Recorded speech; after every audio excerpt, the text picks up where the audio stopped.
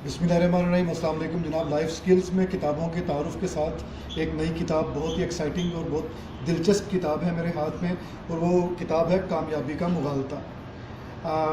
इस किताब के तारुफ़ में ज़रा सा हम हेगल की मदद लेते हैं।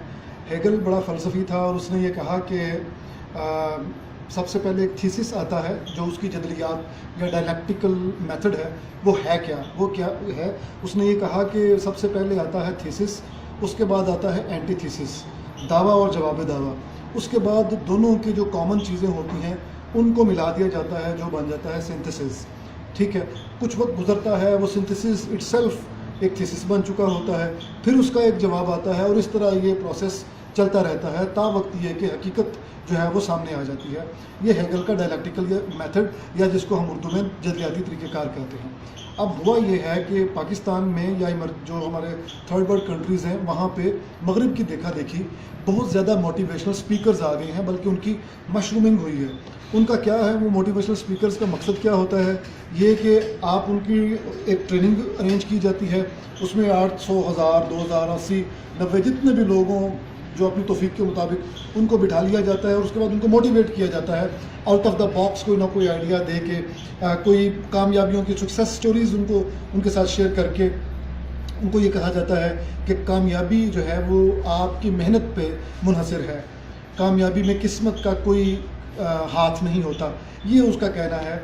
आम तौर पे मोटिवेशनल स्पीकर सबका यही कमोबेश, वो बाबा बुल्ले शाह का जिक्र भी करेंगे तो उसी सेंस में करेंगे, मियाँ मोहम्मद बख्श को भी उसी खाते में डालेंगे, एंथनी रॉबिन्स को भी उसी खाते में डालेंगे, कि ये सब लोग मिल मिला के दरअसल इंसान के ज़ाती कामयाबी के लिए हमें कोई पैगाम दे रहे हैं, कोशिश कर रहे हैं।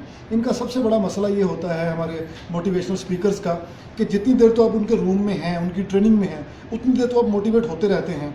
मसलन वो ये मोटिवेट करते हैं कि सोशल नेटवर्किंग बहुत अच्छी चीज़ है, किया करें, ये आपकी कामयाबी का पहला स्टेप है, कलीद है उसकी।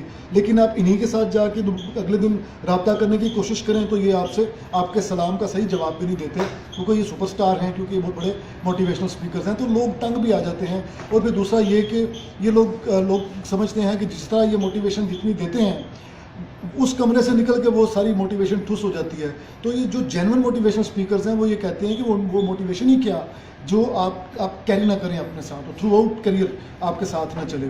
तो आतिफ हुसैन साहब ने इन लोगों का मुहाकमा किया है। ये किताब है कामयाबी का मुगालता। हमारे दोस्त आतिफ हुसैन, इन्होंने इस किताब को लिखा, बड़ी रिसर्च के बाद लिखा, बड़ी तहकीक के बाद। इन्होंने बेशुमार अंग्रेज़ी किताबों के हवाले दिए।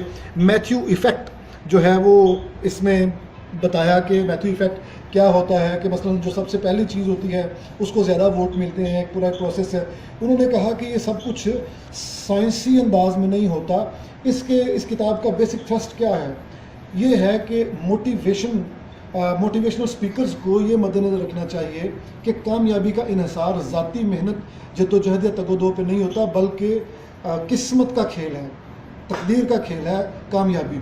और इसमें उन्होंने पीछे हमारे अहमद जावेद साहब जो बड़े मारूफ स्कॉलर हैं, उन्होंने भी अपना हिस्सा डाला, शज़रात डाले। और किताब जिन्होंने शाया किया वो ये हमारे शाहिद अवान साहब हैं, इनके इदारे अमल मतबूआत में शाया की है। किताब मुख्तसर सी है लेकिन इंतहाई दिलचस्प है, एक ही नशिस्त में बैठ के आप पढ़ लेंगे। अब जैसे हेगल की बात की थी कि एक तरफ वो तमाम मोटिवेशनल स्पीकर्स की किताबें, जैसे हमारे एक दोस्त की किताब है टिक टिक डॉलर है, मैं इश्क और वो है, या और भी इस तरह के हमारे दोस्त हैं, पख थेरी है, इस तरह की किताबें हैं, वो थीसिस है। ये किताब उसका एंटी थीसिस है। ये किताब उन तमाम मोटिवेशनल स्पीकर्स के तमाम दावों को चैलेंज करती है। लेकिन बात यह है कि क्या ये भी पूरी तरह दुरुस्त बात है, क्या ये चैलेंज वाकई फ़िक्री बुनियादों पे खड़ा है, नफ्सियाती बुनियादों पे खड़ा है, कि ये भी साइंस को इस्तेमाल में लाते हुए बाद में महज एक डॉगमेटिक नोशन बन के रह गया है। जी हाँ, मेरा ये ख्याल है कि आतिफ भाई ने बहुत मेहनत की, शाहिद साहब ने इसको छापा भी बड़े अच्छे तरीके से, खूबसूरत एक टाइटल भी बनाया, अंदर भी इसके कैरिकेचर्स हैं, काफ़ी सारे इलस्ट्रेशंस हैं। लेकिन और आप देखें कि जा बजा आपको इक़्तिबासात मिलेंगे अंग्रेज़ी के। मैंने किताब को पढ़ा, मुझे बहुत अच्छी लगी, लेकिन मैं इसके कंटेंट से इत्तफाक नहीं करता, क्योंकि किस्मत का खेल मेरी समझ से तो बालातर है। अल्लाह ताला ने इंसान वो सबसे ज़्यादा जो कायनात की कीमती तरीन चीज़ बनाई वो इंसान, और इंसान की कीमती तरीन चीज़ है दिमाग। تو اگر دماغ کی ساری ایفرٹ کو قسمت پہ ڈال دینا ہے تو بابا پھر تو محنت شنت کرنے کی کوئی ضرورت نہیں ہے. اور پھر محنت کر کے ان کا یہ خیال ہے کہ محنت کر کے آخری فیصلہ قسمت پہ ڈال دینا چاہیے. بھائی کیوں؟ آپ کو وہ حضرت علامہ نے کہا زمانہ بات نہ سازش بتو زمانہ ستیز. اگر زمانہ تمہارے ساتھ تمہارے مطابق نہیں چلتا تو زمانے سے جھگڑو. تو یہ کہتے ہیں کہ آپ قسمت پہ ڈال دیں. تو ہمیں تو بھائی اس سے اختلاف ہے, لیکن کم از کم ایک بات بہت اچھی ہے کہ مکالمے کا آغاز تو ہوا. پہلے ایک لوگ تھے تھیسس دینے والے, اینٹی تھیسس کوئی نہیں تھا, اب اینٹی تھیسس آ گیا, اب مکالمے کا آغاز ہوا ہے. عاطف کا یہ بہت بڑا کنٹریبیوشن مانا جائے گا تاریخ میں کہ کم از کم وہ تمام جو اپنا اپنا چورن بیچتے ہیں اور جس کا نتیجہ صفر ہے وہ اپنی جیبیں بھرتے ہیں. لوگ ایسے ہی کنگلے کے کنگلے ہوتے ہیں, وہ لوگوں کا ذہن بھی اجاڑتے ہیں اور لوگوں کی جیبیں بھی اجاڑتے ہیں. موٹیویشنل اسپیکرز, ان کا محاکمہ تو کیا کسی نے, ہمیں اس سے اختلاف ہے, لیکن ہم اس بات پہ خوش ہیں کہ مکالمہ آگے بڑھا. سو تھیسس بھی آ گیا, اینٹی تھیسس بھی آ گیا, سنتھسس کا بھی انتظار ہے, وہ نہ جانے کون کرے گا, شاید احمد فؤاد صاحب کریں گے یا کوئی اور کرے گا.